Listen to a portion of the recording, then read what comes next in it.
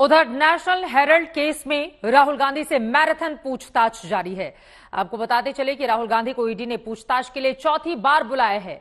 दूसरी ओर राहुल से पूछताछ के विरोध में कांग्रेस के नेता सत्याग्रह कर रहे हैं। कांग्रेस आरोप लगा रही है कि केंद्र सरकार के इशारे पर ईडी जानबूझकर बार बार राहुल गांधी और कांग्रेस को कर रही है परेशान।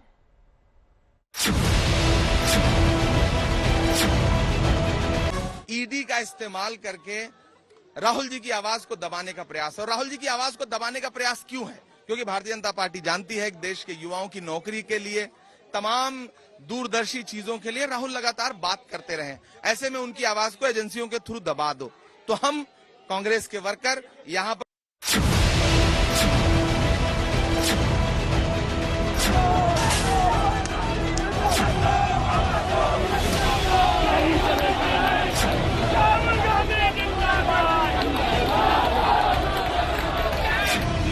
जंतर मंतर पर सत्याग्रह है और जांच एजेंसियों के बेजा इस्तेमाल के आरोप पर सियासत के बीच राहुल गांधी से ईडी की पूछताछ का सिलसिला जारी है।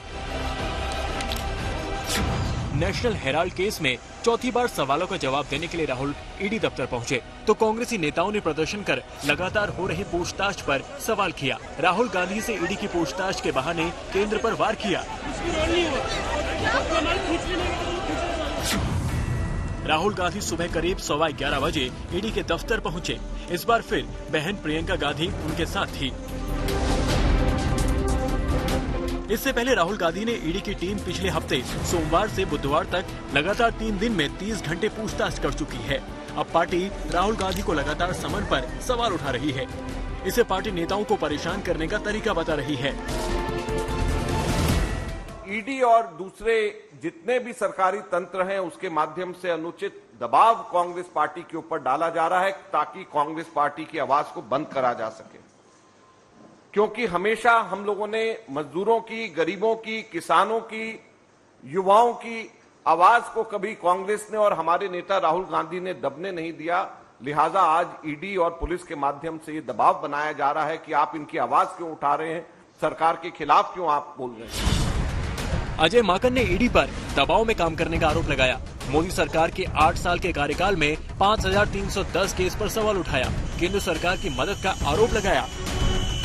ईडी और सीबीआई ने अपने ऑफिस के अंदर ग्लो एंड लवली का एक डब्बा रखा हुआ है और वो डब्बा खोलते हैं, आते हैं, पूछते हैं कि भैया सरकार के खिलाफ बोलना बंद करो, भैया भारतीय जनता पार्टी ज्वाइन करो, और जो इनके दबाव में आता है उसके ऊपर ये ग्लो एंड लवली क्रीम लगाते हैं और वो सफाचट साफ होकर के बाहर निकल जाता है। राहुल गांधी की पेशी के बीच एक और प्रेस कॉन्फ्रेंस कर पार्टी ने सरकार के खिलाफ मोर्चा खोला। वहीं दूसरी ओर जंतर मंतर पर सत्याग्रह के जरिए सरकार पर हमला बोला। ईडी का इस्तेमाल करके राहुल जी की आवाज को दबाने का प्रयास। और राहुल जी की आवाज को दबाने का प्रयास क्यों है? क्योंकि भारतीय जनता पार्टी जानती है कि देश के युवाओं की नौकरी के लिए, तमाम दूरदर्शी चीजों के लिए राहुल लगातार बात करते रहे। ऐसे में उनकी आवाज को एजेंसियों के थ्रू दबा दो। तो हम कांग्रेस के वर्कर यहां पर जंतर मंतर पर कल भी अग्निपथ के खिलाफ यहां पर सत्याग्रह कर रहे थे, हम आज भी सत्याग्रह कर रहे हैं। उसके साथ साथ हम ये भी कह रहे हैं कि सत्य विजयी होगा, सत्य हमेशा विजयी होता है। आप राहुल की आवाज को एजेंसियों से दबा नहीं सकते हैं। कि पुलिस अगर विपक्ष को डंडा ना मारे, पुलिस अगर विपक्ष के कुर्ते ना फाड़े, पुलिस अगर विपक्ष को डिटेन ना करे, हिरासत में ना डाले, पुलिस अगर विपक्ष को जेल में डाले, ईडी अगर विपक्ष के नेताओं को परेशान ना करे, सीबीआई आपके घर पे रेड ना मारे, इनकम टैक्स का छापा ना मारे, तो समझिए आप देश के लिए लड़ नहीं रहे हैं। और हम दिल्ली पुलिस को धन्यवाद देना चाहते हैं कि हम देश की जनता के लिए लड़ रहे हैं और आपकी एक एक परेशानी को झेलने के लिए तैयार हैं। राहुल गांधी से ईडी की पूछताछ और कांग्रेस नेताओं के हमलों का बीजेपी ने जवाब दिया। सभी पर कानून के हिसाब से कार्रवाई का हवाला दिया। इशारों में परिवारवाद वाली राजनीति पर तंज किया। जहां तक कांग्रेस का आक्षेप है कि ईडी का मिसयूज हो रहा है, आज ये हिंदुस्तान की जनता जानती है कि देश के धन का मिसयूज नेशनल हेराल्ड स्कैम के माध्यम से किसने किया है, किस परिवार ने किया है और उसमें राहुल गांधी जी का क्या रोल था। स्वाभाविक है, भ्रष्टाचार किया है तो पूछताछ तो होगी ही। इस देश में कोई राजा नहीं है। इस देश में कोई क्वीन विक्टोरिया और कोई प्रिंस नहीं है जो उनसे पूछताछ नहीं होगी। हर किसी के लिए कानून बराबर का है और राहुल गांधी जी को जानना चाहिए कि ईडी का फुल फॉर्म एनफोर्समेंट डायरेक्टरेट होता है, एंटाइटलमेंट डिमांड नहीं होता है।